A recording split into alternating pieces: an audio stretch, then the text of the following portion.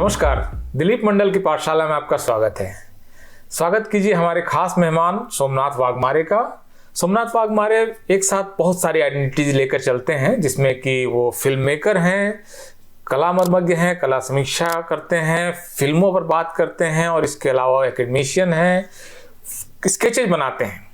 बहुत सारे परिचयों के वाले सोमनाथ वाघमारे, आपका स्वागत है। Thank you sir. सोमनाथ, मैं आपसे आपके आने वाली फिल्म, जो फिल्म हो चुकी है उसके बारे में हम बाद में बात करेंगे। सबसे पहले मैं जानना चाहता हूं कि आपके आने वाला जो प्रोजेक्ट है, जिसकी बहुत चर्चा है, चैत्य भूमि, वो प्रोजेक्ट क्या है और किस स्टेज में है, उसकी कुछ डिटेलिंग हम आपसे जानना चाहेंगे। एक्चुअली मैंने अभी तक 2 डॉक्यूमेंट्री की है। एक वो आई एम नॉट विच, जो मैंने बहुत स्टार्टिंग में किया था 2015 में, एंड दूसरा the battle of Bhima Koregaon unending journey, जिसको जो ज़्यादा पब्लिक डोमेन में है।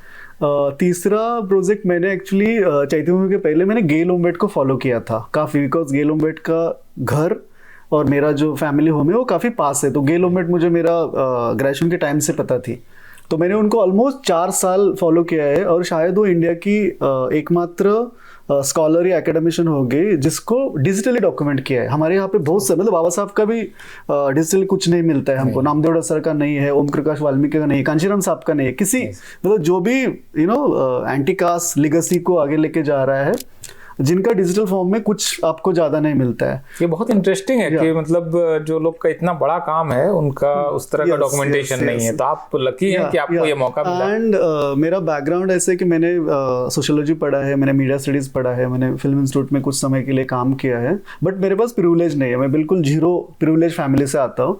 और चैत्य भूमि का एक्चुअली फिल्म बनाने का हमारा प्लान नहीं था। मैं मुंबई में TISS में PhD करता हूँ, तो हम कुछ दोस्त थे, हमारे पास कैमरा है, मेरे पास जो कैमरा है वो मुझे गिफ्ट दिया एक प्रोफेसर ने मेरा फर्स्ट फिल्म के बाद। तो हमने सोचा कि हम जस्ट डॉक्यूमेंट करते जाके। 6 दिसंबर को जो लाखों लोग आते हैं मुंबई में, मतलब शायद बाबा साहब एकमात्र वर्ल्ड के लीडर हो गए जिसके फॉलोवर ऑलमोस्ट 30 लाख फॉलोवर हर साल आते हैं, जिसके बारे में इतनी चर्चा नहीं होती है। सो हमने सोचा कि चलो देखते हैं कि मैंने 1 तारीख से 7 तारीख, मतलब 6 तारीख को मेन इवेंट होता है, हम जस्ट जाते थे और रिकॉर्डिंग करते थे, लोगों से बात करते थे। बट जब मैं वो रिकॉर्डिंग के बाद फुटेज देखने लगा तो मुझे लगा कि ये जस्ट जैसे फुटेज है वैसे ही पब्लिक करना इतना अच्छा नहीं होगा, इसके साथ इनजस्टिस होगा, चलो हम फिल्म बनाते हैं। तो हमने लोगों को फॉलो करना शुरू किया, हमने बहुत सारे लोगों के इंटरव्यूज़ किए, अलग अलग एकेडमिशियन के इंटरव्यू किए, और क्या बोलते हैं, ऐसे इंटरेस्टिंग लोग मिले। एक इंसान है, इसका नाम है रमेश शिंदे, वो अभी 83 ईयर्स के हैं, मुंबई के हैं। उनके पास वो डॉक्यूमेंटेशन करते हैं, उनके पास एनालिसिस ऑफ कास्ट का ओरिजिनल कॉपी है। और जब बाबा साहब का डेथ हुआ था 1956 में, तो उन्होंने अटेंड किया था मुंबई में, तो उन्होंने सारा नरेट किया है। तो वो फिल्म बाद में मैंने रंजित को अप्रोच किया, रंजित जो बहुत बड़े तमिल मेकर है, कि मुझे लगा कि अभी मेरा इतना नेटवर्क नहीं है, तो अगर रंजित इस प्रोजेक्ट में जुड़ जाते हैं, उनका नीलम प्रोडक्शन जुड़ जाता है, तो इसको थोड़ा मैं ज़्यादा लोगों तक ले जा सकता हूँ। तो वो प्रेजेंटर है और फिल्म अभी एडिटिंग स्टेज में है। ओके, सो ये जैसे आपने ये जो फिल्म चैत्य भूमि आपने बनाई है, वो उसके जरिए आप सिर्फ चैत्य भूमि का आप डॉक्यूमेंटेशन कर रहे हैं, वहाँ आने वाले लोगों का, क्या इसके थ्रू आप बाबा साहब के लाइफ को भी कुछ बताएंगे? बेसिकली ये फिल्म ना एक शहर के एक एरिया में जो लोग आते हैं अपने लीडर का मेमोरी के लिए मुंबई में, वो तो फिल्म का स्टोरी है, बट मैं उस फिल्म के थ्रू सिटी में जो पब्लिक स्पेस का पॉलिटिक्स है उसको डील कर रहा हूँ कि यहाँ के जो कल्चरल लीड है, मतलब ये काफी स्मार्ट कैसे देखता है। हाँ, वो कैसे देखता है। आपको एक इंटरेस्टिंग बात है कि वो लोग निकल जाते हैं, मतलब दादर में आप अगर 2-3 तारीख में आएंगे मुंबई में, जहाँ पे बाबा साहब का भी घर है, तो वहाँ का एलिट उस जगह को छोड़ के चला जाता है। उस समय सारे अपार्टमेंट के लाइट आपको बंद दिखेंगे। इस साल आइए, और इस पे कोई बात नहीं करता है। वो लोग लिखते हैं कि ट्रैफिक जाम है, ये है, वो है। इनफैक्ट मीडिया भी इसी तरह रिपोर्ट करता है, मैंने देखा वहां पर कि कैसे ट्रैफिक कैओस न्यूज है। बाबा साहब को याद करने के लिए इतने लोग आए, ये न्यूज की जगह फर्स्ट पेज का जो कवरेज आता है वहां पर बड़े अखबारों का, न्यूज़पेपर्स का, वो उसको वो कैओस की तरह गंदा फैल गया, वो मैदान गंदा हो गया, इस तरह की रिपोर्टिंग होती है। तो यस उनको मतलब मुझे कभी लगता है कि वो न्यूज़पेपर है या वो ट्रैफिक का डिपार्टमेंट है, अभी शायद थोड़ा सा वो अब बदल गए, बिकॉज बहुत सारे दलित बहुजन कम्युनिटी के लोग सोशल मीडिया पे है एंड वो उनको क्रिटिसाइज करने लगे, तो थोड़ा सा अच्छा रिपोर्टिंग अभी हो रहा है पॉजिटिव, क्योंकि वहाँ पे लोग आके मतलब वो कोई नॉर्मल प्लेस नहीं, वहां से बुक्स खरीदते हैं। इम्पोर्टेंट मतलब 5 करोड़ अभी दीक्षा भूमि का न्यूज है, 5 करोड़ के बुक्स सेल हुए। तो एक इवेंट में एक कल्चरल पॉलिटिक्स वहां पे होता है। जी जी जी जी, ये इंटरेस्टिंग है कि वो मतलब इस तरफ भी आपकी नज़र है, और क्योंकि आपके डॉक्यूमेंट्री भी मैंने देखी है और आपके लिखे हुए को मैं लगातार देख रहा हूँ, तो जो सिनेमा की पॉलिटिक्स है और उस जो पॉलिटिक्स का जो डिफरेंट स्ट्रैंड्स है, इसको सिनेमा जिस तरह से डिपिक्ट कर रहा है, इस पर आपकी लगातार नज़र है। तो मैं ये जानना चाहूँगा, इस समय बहुत बड़ी डिबेट है खास करके बॉलीवुड में कि पोस्ट कोविड फिल्में चल नहीं रही हैं, लोग सिनेमा घर में आ नहीं रहे हैं। तो एज ए फिल्म मेकर और जिसकी नज़र है इस बात पर कि फिल्में कैसी बन रही हैं, तो ये जो फेनोमेना है इसको आप किस तरह से देखते हैं कि ये हो क्या रहा है? मतलब क्या बॉयकॉट का असर है, लोगों के पास पैसे नहीं है, या हिंदी फिल्म इंडस्ट्री की लोगों पर नब्ज जो है वो छूट गई है, लोग क्या चाहते हैं वो नहीं देख रहे हैं? तो आप इस पूरे इशू को किस तरह देखते हैं? पहले तो मतलब हिंदी फिल्म इंडस्ट्री जो है ये बहुत ही ब्राह्मणिकल फिल्म इंडस्ट्री है। मतलब बहुत सारे लोगों को लगता है कि ये लोग अभी प्रो हिंदुत्व फिल्म्स बना रहे हैं, बट ऐसा नहीं है। बॉलीवुड का जो हिस्ट्री है ना, बॉलीवुड ने हमेशा जो सोसाइटी का माइनॉरिटी ग्रुप है, मतलब हमारे सोसाइटी का जो एलीट ग्रुप है वो बहुत माइनॉरिटी है, वो उनके स्टोरीज बताते हैं। एंड बहुत सारे फिल्में एंटी रिजर्वेशन, एंटी दलित, एंटी मुस्लिम्स, दलितों को तो उन्होंने बहुत ही क्रिमिनलाइज किया है, तो वो उनका एक पहले से ही इलीट नेचर रहा है। बट अभी लगता है कि लोगों को थोड़ा टेस्ट भी बदल गया है, मतलब लोगों को उनके जैसे लोग देखना पसंद है। मतलब जो यश जो है जिसका केजीएफ आया था, या पुष्पा है, या जय भीम था, या पारंजित की फिल्म है, वो रियलिटीज के साथ चलते हैं, मास रियलिटीज के। और ये जो सारे बॉलीवुड के कंटेंट आ रहा है वो मास रियलिटीज नहीं है, एनआरआई ऑडियंस वाला, एंड वो मेजोरिटी नहीं है। तो मुझे लगता है कि ये मैं इस तरह से देखता हूँ उसको कि ये मास की फिल्में नहीं बना रहे, और वो ट्राई भी कर रहे हैं बट वो फेल हो रहे हैं। और दूसरा मेरा एक ऑब्जर्वेशन है कि प्रो राइट विंग फिल्में जो है वो हिंदी में ही नहीं बनती है। मतलब मराठी में भी ऐसी फिल्में बनी है, बहुत सारी फिल्में हैं जो राइट विंग को प्रमोट करती है। और ये कल्चरल पॉलिटिक्स ही है। इसमें जैसे आप ये कह रहे हैं कि हिंदी फिल्म जो है वो जिस तरह की फिल्में बना रही है, वो उसके साथ जो लार्जर ऑडियंस है, जो सिनेमा घर को भरता है, मतलब जो टिकट खरीद के जाता है, भरता है, खास करके सिंगल स्क्रीन वाले बड़े सिनेमा हॉल को, वो उसके साथ इसका डिस्कनेक्ट है। तो हम क्या ये उम्मीद करें कि आने वाले समय में कोई पारंजित या कोई वेट्रीमारन या कोई मारी साल्वराज या इवन जो तेलुगु और कन्नड़ की वो फिल्में जो इतनी प्रोग्रेसिव नहीं है लेकिन मास कनेक्ट है, तो इससे हम अभी कितना दूर हैं? क्या ये लगता है कि ये पॉसिबल है हिंदी में, या हिंदी का मार्केट इसको अलाउ ही नहीं करेगा? नो सर, हिंदी का मार्केट, मतलब सिनेमा एक बिजनेस है, मतलब जिनके पास पैसे है वही लोग हैं। और मतलब प्रोडक्शन हाउस जो है, जो ऑनर है प्रोडक्शन हाउस, वो इलीट लोग हैं। और मुझे नहीं लगता है कि वो लोग किसी प्रकार का डाइवर्सिटी के बारे में सोचते हैं, वो प्रोग्रेसिव सोच के है, वो प्रो ह्यूमन राइट है, कुछ भी नहीं है। और वो उनमें चेंज होने का मुझे पॉसिबिलिटीज नहीं लगता है। मुझे लगता है ज़्यादा पॉसिबिलिटी तमिल सिनेमा में लगता है, ज़्यादा पॉसिबिलिटी मराठी मलयालम सिनेमा में लगता है कि वहाँ से ज़्यादा मतलब प्रोसेस जो वहाँ पे ऑलरेडी शुरू हुआ है। हिंदी से हम ज़्यादा ये नहीं, मतलब एक्सपेक्टेशन नहीं रख सकते हैं। राइट, क्योंकि अभी हिंदी की जितनी फिल्में आई, जितनी सारी फिल्में आई, बड़े बैनर की, टॉप स्टार्स की, वो फिल्में आमतौर पर सिनेमा घर को मतलब लॉन्च के दिन, जिस दिन रिलीज हो रहा है उस दिन भी हॉल जनरली भर नहीं पा रहा है। तो ये एक मेजर प्रॉब्लम आ रही है। तो ये अगर इसको इस तरह से अगर देखें कि ये जो पूरी एक डिस्कनेक्ट बन रहा है, तो एक पार्ट तो इसका ये है कि वो डाइवर्सिटी नहीं दे रहे हैं, अपने जैसे चेहरे नहीं दिख रहे हैं।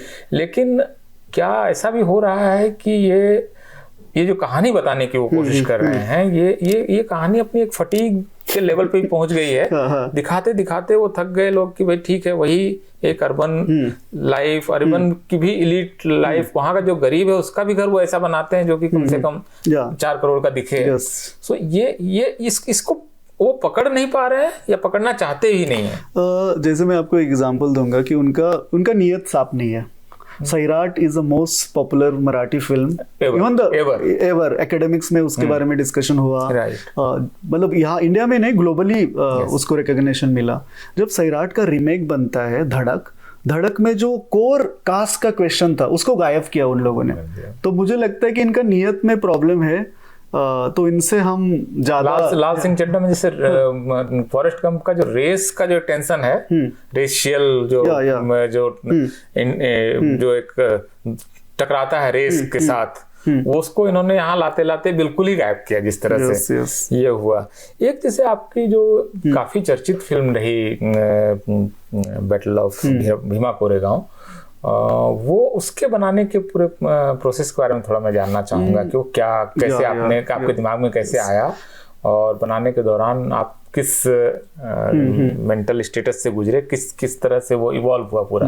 पहले तो सर हम महाराष्ट्र में, मतलब मैं अम्बेडकरी फैमिली से हूँ, मतलब तो हमको ये सारा जो स्टोरीज है ये हमारे चाइल्डहुड मेमोरीज का पार्ट है। मतलब हमारे फैमिलीज में ये सब डिस्कशन होता है। ये जो आइडेंटिटी छुपाने का कुछ जो है कि 25 ईयर का हो जाओ, कहीं यूएस में जाओ और फिर बुक लिखो, ऐसा कुछ हमारे यहाँ पे नहीं है। हमारे माँ ने हमको कभी नहीं बताया कि तुम मत बताओ कि तुम किस कम्युनिटी से हो, बाबा साहब का कम्युनिटी से हो या नहीं हो। मतलब हर किसी का अपना अपना चॉइस है, प्रिविलेज है। सो मैंने ये स्टोरी सुना था और पूरे इंडिया को भीमा कोरेगांव आफ्टर 18 पता चला, बट हमको बचपन से पता है। और मैंने भी फिल्म जो भी 2018 के बाद मैंने 70 में फिल्म बनाया और मैंने स्टार्ट किया है 15, मेरा आई एम नॉट विच के बाद मैंने फिल्म किया था। तो मैं मीडिया स्टडीज के बाद मुझे लगा कि मुझे जो बताना है वो मेरी स्टोरीज बताना है। ओके, और मेरी स्टोरीज क्या है, मेरे कम्युनिटीज के स्टोरीज है, मेरे एक्सपीरियंस है। तो मुझे लगा ये खूब बहुत इंटरेस्टिंग हिस्ट्री है और मुझे हिस्ट्री में इंटरेस्ट है। लोग इकट्ठा आते हैं उसको, मतलब मैं उसको एक ओरल हिस्ट्री की तरह देख रहा था। एंड मेरे पास पैसे नहीं थे, अभी भी नहीं है। मतलब हम जुगाड़ करके फिल्म बनाते हैं। तो हमने बना लिया था, कुछ कम्युनिटी के लोगों ने हेल्प किया था। उसका पूरा फिल्म का बजट 1,50,000 है बस। हाँ, पूरा फिल्म में हमने साउंड रिकॉर्ड नहीं किया था। बैटल ऑफ भीमा कोरेगांव में साउंड रिकॉर्डिंग है ही नहीं सेपरेट। हाँ, तो वो फिल्म आई पब्लिक में, काफी अच्छा रिकॉग्निशन मिला। मतलब मैंने सोचा नहीं था बट कि उसको रिकॉग्निशन मिलेगा इतना। मतलब मैंने जस्ट सोचा कि बनाएंगे, कहीं स्क्रीनिंग हो जाएगा, एंड बस ये सोचा था कि मैं इसको बेचेगा नहीं। मतलब मैं मेरा कम्युनिटी का हिस्ट्री को पैसे में नहीं ये करेगा। लेट्स कि मेरा पहला वर्क है लोगों के लिए छोड़ देगा। राइट। तो हम कब उम्मीद करें कि चैत्यभूमि हमें देखने को कब मिलेगी? क्या टाइमलाइन आपने अपने लिए क्या सेट किया है? एक्चुअल क्या होगा वो तो बहुत सारे फैक्टर्स होते हैं। मैंने सोचा है, और प्रॉब्लम है कि मैं 2-3 काम एक साथ कर रहा हूँ। मैं मेरा पीएचडी का काम कर रहा हूँ, जिससे मुझे लगता है कि मुझे काफी नॉलेज मिल रहा है। और मैं मतलब बाबा साहब इतना काम इसलिए कर पाए कि वो वेल एजुकेटेड थे। तो मुझे लगता है हमारा पीएचडी भी हमारा एक असर्शन है। और वो है। दूसरा, मैं एक डॉक्यूमेंटेशन का प्रोजेक्ट भी कर रहा हूँ और ये एडिटिंग, ये 3 काम पैरेलली करना बहुत मुश्किल है। तो अभी मेरा एडिटर जो है वो फिल्म एडिट कर रहा है। शायद 2 मंथ लगेंगे फिल्म कंप्लीट होने के लिए। उसके बाद हम फेस्टिवल्स में घुमाएंगे, स्क्रीनिंग करेंगे और फिर रिलीज करेंगे। राइट। और जो आपका इसके बाद वाला प्रोजेक्ट है उसमें मेरी भी बहुत दिलचस्पी है, क्योंकि गेला अम्बेट मैम के साथ मेरा भी काफी ज्यादा एसोसिएशन रहा, खास करके उनके बहुत सारे प्रोजेक्ट्स में। तो ये जो आप बना रहे हैं भारत पाटनकर और गेल की जो जिंदगी है, बहुत ही इंटरेस्टिंग जिंदगी है कि एक आदमी, मतलब एक महिला लड़की, बल्कि उस समय उम्र तो लड़की की रही होगी, कि अमेरिका से आती है और फिर यहाँ पर काम करती है और यहीं की हो जाती है। और बहुत ही पायनियरिंग वर्क है, बहुत नया तरह का काम है और उसकी छाप इस समय भारत में इतनी दिख रही है गेल के काम की। तो वो वाला जो आप उस प्रोजेक्ट को कर रहे हैं उसके बारे में भी कुछ हमें बताइए। मैंने एक्चुअली मतलब स्टार्टिंग में बोला ना, मैंने भीमा कोरेगांव के बाद गेल के प्रोजेक्ट को स्टार्ट किया, तब मैं एमफिल का सेकंड ईयर में था। अभी मैं पीएचडी का सेकंड ईयर में हूँ। मैंने उनको, मैं क्या करता था, वीकेंड हमको 2 दिन का छुट्टी होता था, मैं मुंबई से निकल जाता था, जहाँ पे भी हो वो है। मैंने उनके साथ बहुत ट्रैवल किया है, दोनों के साथ, और मैं उनको डॉक्यूमेंट करता था। इतना फुटेज गेल का शायद और किसी के पास नहीं, किसी के पास नहीं। और गेल, मैं वही बोलो, गेल अकेली है जिसको डॉक्यूमेंट किया गया है प्रॉपर जाके। तो मेरे पास कैमरा था, कुछ ट्रैवलिंग के लिए पैसे थे, तो मैं जाके उनको रिकॉर्ड करता था। बट पैंडेमिक में उनका डेथ हो गया, सेकंड पैंडेमिक में मैंने उनका डेथ भी रिकॉर्ड किया। और वो सारा, और मैंने सोचा कि अभी मैं इसको एडिटिंग को लेगा, बट मुझे वो फुटेज देख के ना बहुत ही एंजाइटी आने लगी।